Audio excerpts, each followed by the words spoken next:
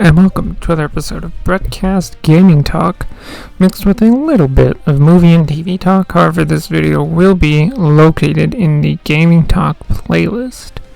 So remember when movies would get full-on video game adaptations that got released on main consoles and handhelds, and they were all terrible games? Yes, the first 3 live-action Transformers movies did not escape this fate, but that's why we're here. Well, why I'm here.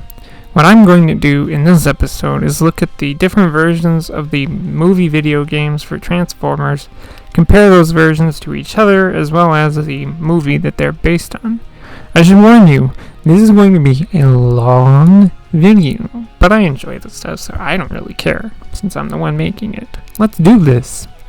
I, of course, have to start at the beginning with Transformers the game. The Nintendo DS and PSP versions of the game released on June 19th, 2007, and the PS2, PS3, Xbox 360, and Nintendo Wii versions released on June 26th, 2007.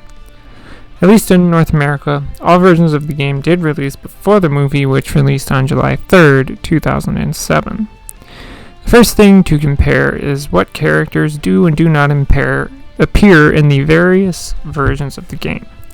Starting with the Autobots. Characters that appear in all versions of the game are Optimus Prime, Bumblebee, Jazz, and Ironhide.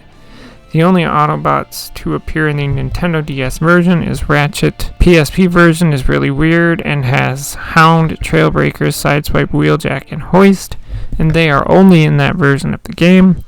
As for Decepticons, Megatron, Starscream, Blackout, and Barricade are in all versions of the game. Scorponok is in the console, PC, and Nintendo Wii versions, but not in the Nintendo DS versions. Now, Bone Crusher, Brawl, Shockwave, Dreadwing, and Frenzy are in all versions, but Brawl is the only one that is a playable character and is only playable in the Nintendo DS version of the game. Again, the PSP version is the odd one out. The PSP version has the addition of Shockwave and Thundercracker along with Blackout, Starscream, and Barricade. Although apparently this version also has Bone Crusher as a playable character, but only in the multiplayer. Now for the story stuff. For all but the PSP version of the game, the story is split into an Autobot campaign and a Decepticon campaign. Here's the short version of the Autobot campaign. B learns that Sam is going to buy a car and disguises himself to be bought by Sam. Sam and Michaela get attacked by Barricade, so B steps in. B defeats Barricade and then is contacted by Optimus Prime. Prime tells him that Sam has something that could lead them to the Allspark. Prime, Ironhide, and Jazz land on Earth. They all meet with Sam and Michaela, and Sam gives Prime the artifact, his grandfather's glasses. Explanation of Autobots' mission on Earth. Megatron in the Arctic and glasses have Allspark location. Sector 7 locates the Autobots and attempts to capture them. Autobots attacked by Decepticon drones led by Shockwave. Prime defeats Shockwave. B and the others get captured by Sector 7. They decode Shockwave's transmission, telling them that Starscream knows where the Allspark as well as Megatron is. B, Sam, Michaela, imprisoned at Hoover Dam, escape during power outage, stumbles upon frozen Megatron and the Allspark. Megatron attacks B, and B gets Allspark and escapes with Sam and Michaela. Ironhide saves him while Jazz fights Starscream and Blackout. Jazz defeats Starscream and Blackout, but gets killed by Brawl. Ironhide kills Brawl. B defeats Barricade again, gets subdued by Megatron. Sam and Michaela flee with Allspark to Mission City. Prime arrives to fight Megatron. Megatron then tries to kill Prime. As Sam is giving Prime the Allspark, Prime shatters the Allspark and shoves it into Megatron's chest, which kills him. Autobots choose to stay on Earth so they can protect it. A lot of that is very similar to the movie with some exceptions. Obviously, the Decepticon drones are not in the movie. Ratchet doesn't come to Earth with Prime, Ironhide, and Jazz. Shockwave is already on Earth and is what lets them know that the Decepticons are mobilizing to find Megatron. Jazz fights and defeats both Starscream and Blackout. Also, Jazz is killed by Brawl, rather than getting ripped in half by Megatron. Prime shoves the Allspark into Megatron's chest instead of Sam. Now, here's the short version of the Decepticon campaign. Blackout attacks the Sochent Air Base. I don't know how to say that. causes a Morse code signal to be sent out that informs stealth bombers and F-22s of his location, with which he defeats. Barricade recovers Frenzy from Sector 7. Barricade gets attacked by B while searching for Sam and Michaela. Barricade defeats B and gets the glasses. Starscream goes to an airbase. She recruits Brawl and Bone Crusher. Attack the Hoover Dam and release Megatron. Autobots and Decepticons gather at Mission City since that's where the Allspark is being taken. Barricade fights Jazz and kills Jazz. Blackout uses Scorpionock to fight off Energon drones. Blackout fights and kills Ironhide. Megatron finds Sam and Michaela with Allspark while searching for Prime. Megatron is attacked by Prime, but Megatron kills Prime. Gets the Allspark and uses it to convert all Earth machines into Decepticons. Takes over the world and orders Decepticons to kill all of mankind before they leave Earth. I have to say that this campaign has like 2 elements from the movie, but is not based on the movie at all. However, I do like the sound of this because it's kind of a cool what if the Decepticons actually managed to win kind of story. Despite it being pretty basic, it's interesting. Barricade actually gets to kill both Bumblebee and Jazz. Now, again, the PSP version being the odd one out here, though it does share some similarities to the above versions of the story, I'll just point out differences with this one, and here are those differences. Okay, Prime arrives on Earth. He comes with Ironhide, Jazz, Ratchet, Hound, and Trailbreaker. Prime sends Hound and Trailbreaker to the site where Megatron has been discovered. After Blackout does the base attack, Shockwave and Thundercracker show up to tell him about what Barricade has found out. Shockwave and Thundercracker head to the Arctic. The two discover that Megatron has been moved by Sector 7. Hound and Trailbreaker plant charges in the ice cavern, but Shockwave and Thundercracker escape barely. Shockwave programs a code that'll awaken the drones into a rocket that'll bring the drones online when the signal is beamed down. A captured B is being followed by the rest of the Autobots from his distress signal. Ironhide and Ratchet are attacked by Thundercracker, but they defeat him and get info from him. Wheeljack creates a virus that'll put the drones in sleep mode. Trailbreaker and Hound break into a military facility to use a satellite to broadcast said virus. Hound dies. Frenzy informs Shockwave that Megatron is being held at the Hoover Dam. Starscream and Barricade head there and they break Megatron out. Prime and B arrive at City Center where B gets attacked by Megatron, who takes the Allspark. Megatron uses Allspark to bring vehicles to life in the final battle against Prime. Prime knocks the Allspark from Megatron. Sam picks it up and puts it into Megatron's chest and kills him. Prime broadcasts his message to any Autobots listening to come to Earth. Starscream and Shockwave return to Cybertron. Starscream and Shockwave duel for leadership, and Starscream wins. Again, there are some slight similarities to the other versions of the game as well as the movie, but it's like 90% very different. It is interesting to see that they have ideas to have Hound in the Bay universe way before Age of Extinction, and that the game design for Hound is somewhat closer to his G1 design, much more so than his Age of Extinction look. I also like the inclusion of more characters like Thundercracker, Trailbreaker, Hoist, Sideswipe, and Wheeljack. And that is all for Transformers the game. Transformers Revenge of the Fallen. This game was released on June 23rd, 2009 on PC, Nintendo DS, Nintendo Wii, PlayStation 2, PlayStation 3, PlayStation Portable, and Xbox 360. Respectively, the movie released in North America on June 24th, 2009. Yes, the game literally came out one day before the movie. Of course, the first thing we get to compare is the characters, and so, here I go, and starting with the Autobots. Prime and B are playable in all versions. The only version that Ironhide isn't playable in is the Nintendo DS version. Jetfire is playable in the PS2 and Nintendo Wii versions, but is also a DLC character in the Xbox 360 and PS3 versions. Ratchet is playable in the PC, Xbox 360, PS3, and PSP versions, but not in the PS2, Nintendo Wii, and Nintendo DS versions. Breakaway is playable in the PC, Xbox 360, PS3, and Nintendo DS versions.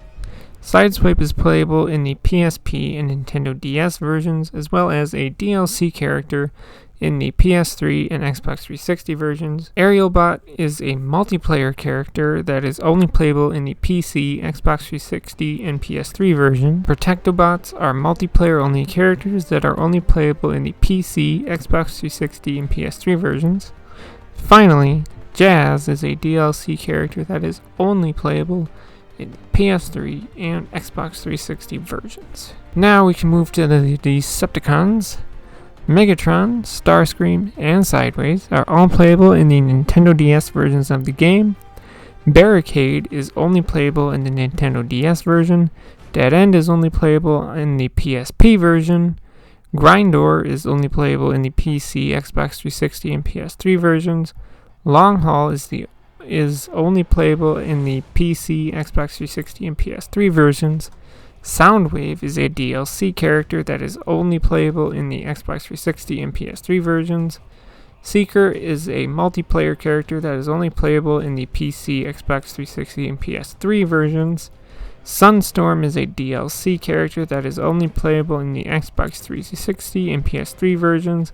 Lastly, the Nintendo DS version has a character called Creatabot, which is just the generic name for the player character, but is only in the Nintendo DS version of that game.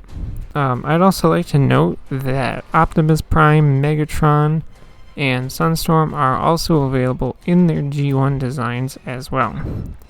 Now it's time to talk story, and for that I'm going to start with the PC, PS3, and Xbox 360 versions because they again have split campaigns, and I will start with a short version of the Autobot campaign. We go to Shanghai, China. Ironhide fights and defeats Sideways. Ironhide goes missing.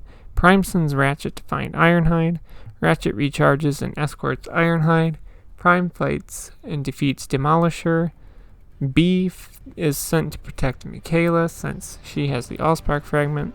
We learn that Soundwave stole the other Allspark fragment. Decepticons learn of and revive Megatron. Sam gets kidnapped by Decepticons. B rescues Sam and gets attacked by Grindor. B defeats Grindor. Prime gives the humans the Axiom gun to use against Decepticons. Sam, Simmons, and B go to the museum. Decepticons attack the museum, but B deals with them. Reactivate Jetfire and go to Cairo, Egypt. Autobots locate Sam and take him to the Tomb of the Ancients. Autobots defend against attack by Megatron and Starscream. Jetfire is wounded badly from the attack. The Fallen reveals himself and activates the Sun Harvester. Prime combines with Jetfire. B defeats and kills Devastator. Prime defeats the Fallen and destroys the Harvester. Yeah, the campaign is pretty much very similar to the movie with some minor exceptions. Ironhide defeats Sideways instead of Sideswipe. B is the one to fight and defeat Grindor, which really, the whole forest fight doesn't happen in the game. The Decepticons attack the museum. B defeats Devastator all on his own, which, no, that would not happen. Now for the short version of the Decepticons campaign. Sideways learns that Grindor is missing. Sideways finds and repairs Grindor. Attacks Nest arrays with a virus. Gives the Decepticons access to Nest communications. Longhaul destroys Nest bases and gets attacked by Ironhide. Longhaul defeats Ironhide. Soundwave learns that Sam gave Allspark fragment to Michaela. Longhaul is sent to capture humans to be interrogated by Starscream about where Michaela is. Longhaul is then sent to capture Michaela. Decepticons transporting her get defeated by Autobots. Starscream kidnaps NSA Chief Galloway and places him under Decepticon control. Grindor fights and kills Breakaway, who tries to stop the Decepticons. Learn of Nest-owned Allspark fragment and where Megatron's body is. Ravage retrieves the fragment. Starscream disables deep-sicked aircraft carriers. Megatron is revived. Grindor kidnaps Sam. Megatron defeats Prime. Sam gets rescued by the Autobots. Learn he is going to the museum, which Starscream destroys but fails to kill Sam. Decepticons travel to Egypt. Megatron arrives first, fights and defeats both Jetfire and Bumblebee. Longhaul destroys Axiom Gun. Megatron gets betrayed by the Fallen. Megatron kills the Fallen before the Harvester can be activated. learns from Starscream that Prime destroyed the Harvester. Again, this campaign has elements from the movie, but is ultimately very different from it. As I said, the Decepticon campaign for the first movie game, and this one is kind of the same, in which it's an interesting idea for what if the Decepticons actually won. And next I'm going to talk about the story for the Nintendo DS version of the game, because yes, it is split like above versions, but it's vastly different. Here is the short version of the campaign. Creatabot crashes on Earth in Brazil, Prime sends Creatabot to meet Ratchet to scan vehicle mode. Creatabot is sent to Eastern Europe to scan Nest vehicle data to prevent Decepticons from locating Allspark fragment. Creatabot is sent to England to destroy turret and disarm a bomb. Breakaway and B defend Nest base and factory in Atlantic Ocean. Fails to shut down factory. B is rescued by Breakaway as the place explodes. Creatabot sent to Rome ends up fighting and defeating Grindor. Creatabot sent to Siberia to rescue Nest troops taken hostage by Sideways. Creatabot sent to Japan to defend Ironhide, who activates generators to stop an incoming Decepticon attack. Creatabot sent to Shanghai to stop Decepticons from blowing up the place with bombs. Fights and defeats Sideways. Creatabot sent to Mexico to protect communication transport. Creatabot sent to Canada to destroy generators. Creatabot sent to Area 51 to defend it. Creatabot sent to New York City to scan for energon hotspots so Ratchet can triangulate the source location. They locate and defeat Starscream and also save Jetfire. Decepticons revive Megatron. Autobots go to Arabia to gather intel transmitted by Soundwave. Creatabot sent to South Africa to protect Nest base. Creatabot goes to Sahara to defend another Nest base. Creatabot goes to Egypt to recover the Matrix of Leadership, but learns that the Decepticons already stole it. Creatabot reactivates a space bridge and is teleported to the final confrontation between Prime, Megatron, and the Fallen. Prime tells Creatabot to go after Megatron, who has the Matrix of Leadership. Creatabot defeats Megatron and gets the Matrix of Leadership. Prime defeats the Fallen. Here is the short version of the Decepticon campaign. Creatabot crashes on Earth. Starscream convinces it to join the Decepticons. They get attacked by Autobots but escape. Creatabot chooses an alternate mode. Creatabot tasked to destroy Nest vehicles with info about Megatron and Allspark fragment. Grindor and Starscream attack and destroy an oil rig to distract Nest and Autobots. Creatabot attacks Rome and is confronted by B, who calls in the Nest airstrike. Creatabot hacks UAV to redirect bombs, defeats B and escapes. Creatabot goes to Siberia to plant a tracking device on a helicopter heading to an Allspark fragment. Creatabot goes to Asia to attack Nest airbase, gets Allspark fragment. Grindor lowers Creatabot into water and revives Megatron. Megatron is now leader. Megatron becomes servant of the Fallen. Decepticons attack Autobot base in Mexico. Fallen orders Decepticons to get the Matrix of Leadership. Creatabot is sent after Jetfire, who is on an aircraft carrier. Creatabot gets it, fights and defeats Ironhide. Creatabot kills Jetfire and finds out where the Matrix of Leadership is. Decepticons travel to Egypt. Creatabot sent to get Matrix of Leadership from Prime. Creatabot defeats Prime and gets the Matrix of Leadership and takes it back to the Fallen. Creatabot becomes leader of the Decepticons instead of Megatron. Fallen says that sun harvesting was a success. As you can see, both the Nintendo DS game stories are very different from the other versions of the game and the movie itself, but it makes sense given the limitations of the Nintendo DS hardware. Finally, we have to talk about the story of the PlayStation 2 and Nintendo Wii versions of the game, as they use a linear story over a split one. So here is the short version of that story. Soundwave discovers Cybertronian tech on Nest truck in Shanghai. Sideways and Demolisher get sent to find it. Ironhide fights and kills Demolisher. B goes after Sideways, but Sideways gets away with aid from Starscream. Fallen is the leader of the Decepticons. The thing Sideways stole is part of the Sun Harvester. Jetfire is already captured by Starscream. Fallen orders Starscream to get Megatron. Starscream and Sideways fight and end up reviving Megatron. Megatron unleashes Devastator in Shanghai to get final piece of the Harvester. Megatron is defeated by Prime, who takes the tech. B gets captured during the battle. Megatron challenges Prime to a fight. Autobots assault Decepticon base. B is freed by Jetfire. Megatron defeats Prime and claims the Matrix of Leadership. B and Jetfire place Prime's body in an escape pod that'll go to Egypt. Megatron and Starscream attack Nest base and steal back their tech. Jetfire follows them to Egypt and is shot down by Megatron. Jetfire takes a blow from Starscream that was meant for Prime. The two combine. Prime defeats both the Fallen and Megatron. Megatron and Starscream escape. Autobots rebuild Pyramid over the Harvester. Yes, it has elements from the movie, but it is very different from all other versions of the game. Obviously, the version of the game for PC, PS3, and Xbox 360 are going to have a story that is closest to the movie. At least the Autobot campaign is. And now, that is all for Transformers: Revenge of the Fallen. Transformers: Dark of the Moon. The game released in North America on June 14th, 2011, with the movie releasing in North America on June 29th, 2011.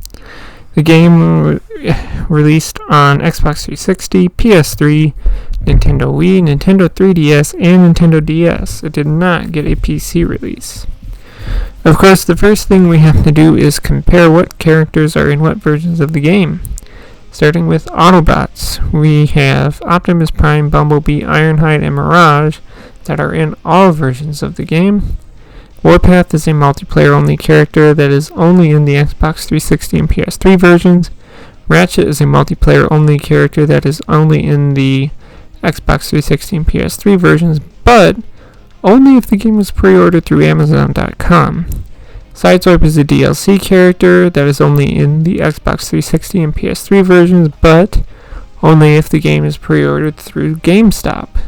Finally, Breakaway is a multiplayer character that is only in the Xbox 360 and PS3 versions. Going over to the Decepticons, we have Megatron and Soundwave, who are in all versions of the game. Lockdown is playable in the Nintendo DS, Nintendo Wii, and Nintendo 3DS versions. Starscream is playable in the Xbox 360 and PS3 versions. Laserbeak is playable in the Xbox 360 and PS3 versions. Shockwave is a multiplayer character that is only playable in the Xbox 360 and PS3 versions. Crowbar is playable in the Nintendo DS version, but is also a multiplayer character in the Nintendo Wii version. Finally, Crankcase is a multiplayer character only in the Xbox 360 and PS3 version. Now it's time to get into the story of these things, and so I'm going to start with the Xbox 360 and PS3 versions. So here is the short story version of that. He is sent to Mexico to plant virus on Decepticon transmitter that is listening to Nest communications. Prime and Sideswipe help him get through Decepticon forces. Autobots defend Detroit from Decepticons led by Mixmaster. Ironhide and Ratchet succeed in defending with an experimental rocket launcher provided by Wheeljack. Mixmaster is killed, other Decepticons get away in South America. Sideswipe has disappeared, Mirage and B sent to investigate. They encounter Starscream, who attacks and injures Mirage. Mirage uses camo to sneak past Decepticons. B and Mirage rescue Sideswipe. The ruins that Sideswipe was investigating are built over a Cybertronian spaceport. Decepticons already started countdown on docked spacecraft.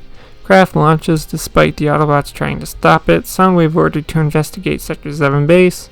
Get info on Crash on Moon in the 1960s. Info on mech tech as well. Destroys the base by triggering volcanic eruption. Starscream sent to Nepal to destroy remaining mech tech. Starscream kills Air Raid, Breakaway, and Silverbolt. Destroys Stratosphere in midair along with mech tech. Starscream takes one of the weapons back to Decepticon Airbase in Siberia, unaware it has a tracking device. Autobots invade Decepticon base. Megatron kills Warpath. Finds and unfreezes Shockwave. Megatron fights and beats Prime. Prime fights Shockwave and Driller and defeats them. Megatron meets with Starscream and Shockwave in Africa and to launch Operation Pillar. Now, this is nothing like the movie because this game served as a prequel to the movie. unlike the other two games did. This is honestly one of the Transformers movie games I would love to play, because it's made by High Moon Studios, who made the amazing games Transformers War for Cybertron and Transformers Fall of Cybertron. Anyway, I still have to talk about the story for the Nintendo Wii, Nintendo 3DS, and Nintendo DS versions. So, here's the short story of that. Prime, B, and Mirage go to the desert to test Stealth Force upgrade provided by Wheeljack. B is sent to investigate Decepticon base to find out why Nest communication is being jammed. B shuts down satellites but is cut off from other Autobots. Prime goes after him and uploads a virus that lets Autobots learn the Decepticons' plan. Prime and B escape the base, learn that the Decepticons are going to attack Detroit, Operation Pillar, and someone called Shockwave. Soundwave and Mixmaster lead assault on Detroit. Lockdown is deployed to infiltrate an Autobot base. Lockdown uploads a virus into mainframe terminals.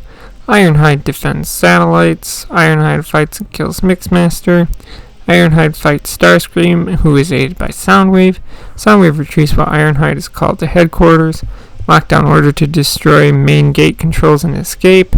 Autobots assault Decepticon base in Siberia. Mirage deals with Decepticons while Ironhide destroys shields around entrance. Soundwave ordered to hold off Autobots while reactivating Shockwave. Soundwave defeats Mirage. Soundwave takes reawakened Shockwave to safety. Decepticons leave Siberia. Megatron uses Driller to attack Autobots. Megatron defeats Prime, but is confronted by Ironhide. Ironhide fights Megatron, but Megatron escapes.